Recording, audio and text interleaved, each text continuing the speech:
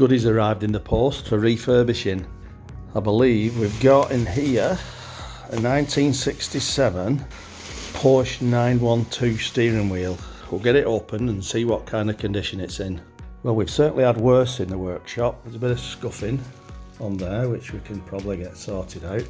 There's a nice darker wood insert inside. All seems not bad. Most of it is cracking that's on the lacquer. We turn it over, just some drying out and splitting. Probably it's been stud. Obviously someone's had a nice gold ring on and scuffed it all there. We'll crack on with this and see what we can do. I think once we've got most of this muck off, there's a few little cracks, but they'll certainly disappear once we get that PVA on. Bit of timber missing there, but we can soon hide that. Right, first thing we're going to do is degrease. Just use ordinary methylated spirits, which is the best thing to do it. So get some on, and then we'll see what muck's on here. Comes up a tree, gets all the muck off. That's what we're dealing with straight away. So that's before. Nice clean cloth. Then when we get to where most people's hands are, which are just behind here, and onto these where most people are touching stuff, that's just with a light bit of rubbing. That's what we're dealing with on an everyday basis. So having given it a good clean, it's gone down to matte.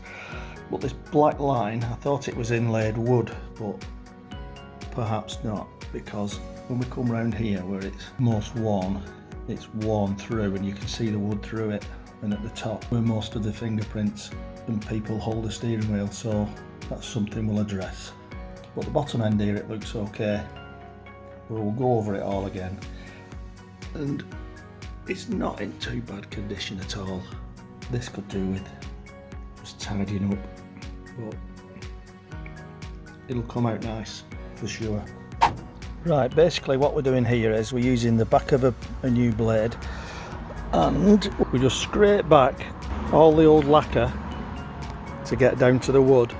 Once you hit the wood, you can tell you've hit the wood, and that stops the wood from doing any scratching. The lacquer is quite thick actually, but then when we get onto the wood, it's all nice and clean.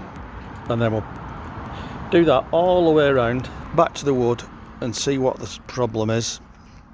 Any cracks or anything splitting, anything like that, and get that rectified. As you can see, this is the process that we do.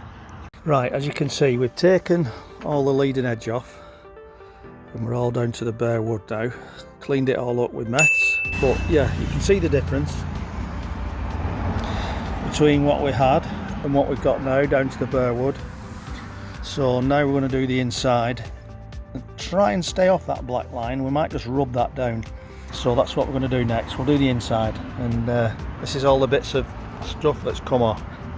Surprise, surprise, I thought this was painted on because there was that much stuff on it, but when I've got all the material off, it is actually a black inlay. You can see that before it was covered up. I think someone had varnished the wheel and covered a lot of it up with some like yacht varnish or something. But yeah, it's a beautiful inlay that's very professional. Well impressed. Still lots to do, but I want to get this down to pure wood today so that we can clean it and then cure it, find any cracks, get the cracks filled, get some G-clamps on it to get it all nice and tight, and then give it a good clean again. This looks pretty brutal, but I can assure you it's the easiest way of doing it. For getting all the lacquer off without damaging the wood, because all I'm taking off here is lacquer, nothing else. As soon as I get to the wood, I stop.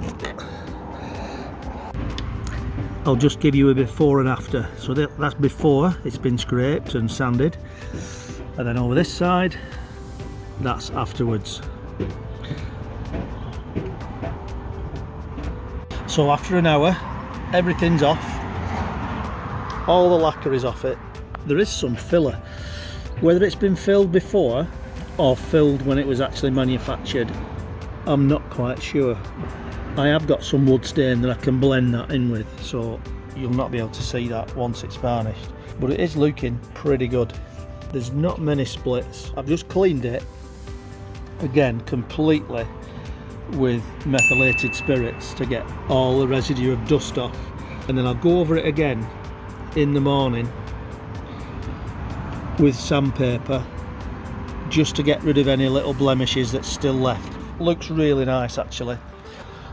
It is really good timber. I think it's teak or it could be walnut. Looks a bit like walnut to be honest, but yeah, it's looking pretty good. So it's all nice and dry. There was some little areas where the filler was that I've had to touch up a bit. One or two tiny little holes knocking about that I just filled with high quality wood filler, and that'll get blended in tomorrow. But other than that, we're all good to go. I'm going to clean all this bezel up in the middle tomorrow with some white wool and some white spirit just to take the oxidation off it. That can dry overnight, then it'll get rubbed down and blended in with the surrounding timber. So yes, that's us for today. Job done. Right, okay, we have filled everything, let it dry overnight, and we just rubbed it down to try and blend it all in as well. So put a bit of wood stain on to blend it in, and it doesn't look bad. You can't see any on the front, but most of the scratches and things were on the back, but they've all disappeared because I've blended them in nicely.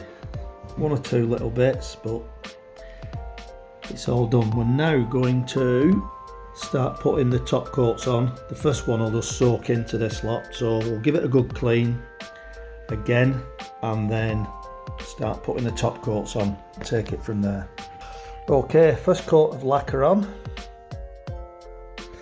bringing out this black stripe of treat. This will all just soak into the wood because the wood's quite dry. Bringing out the grain nicely as well. All in all, it looks 100% better than it did. Very pleased with that. Looking nice. Okay, where we've got these bits of filler, we're just going to use some wood dyes just to try and blend it in a little bit better than it already is. So between coats, we're just taking the sheen off with some used finishing paper that's just taking the shine off and giving us something to key to. As you can see, yet again, all the fillers disappeared, so we've no worries about that anymore. So on to another coat. I think we're on coat number 5 now, so another few to go to make it look perfect. Okay, very nearly done. We've cleaned up all the metalwork. All we've used is methylated spirits just to get all the grease off, and it's amazing what methylated spirits will do on some old metalwork. It takes all the grease off and stuff like that, and we're left with a nice clean steering wheel. What we're going to do next is use some beeswax on the black metalwork now it's all been cleaned off, and just give it a little light polish, and the results will be quite good actually, considering because this vehicle is from the 60s and it's had a few knocks and bumps, etc., but the customer wanted to keep the original patina, and as you can see, the woodwork's come out great. I'll give it a wax and show you the results in about 5 minutes. Okay, 5 minutes later. Amazing what a bit of wax can do on some old metalwork. Brings it up a treat. Just normal beeswax with a cloth, a light cloth, and it brings the metal up a treat. Gives it a real nice finish. As you can see, there's one or two little scratches and bumps, but as I mentioned before, the customer wants to keep that. So all in all, it's been a cracking job. I'm amazed with the results from what we had, and the finish on it is really good on the woodwork. Let's hope the customer's pleased with this. It'll be packaged up and sent off as soon as we can.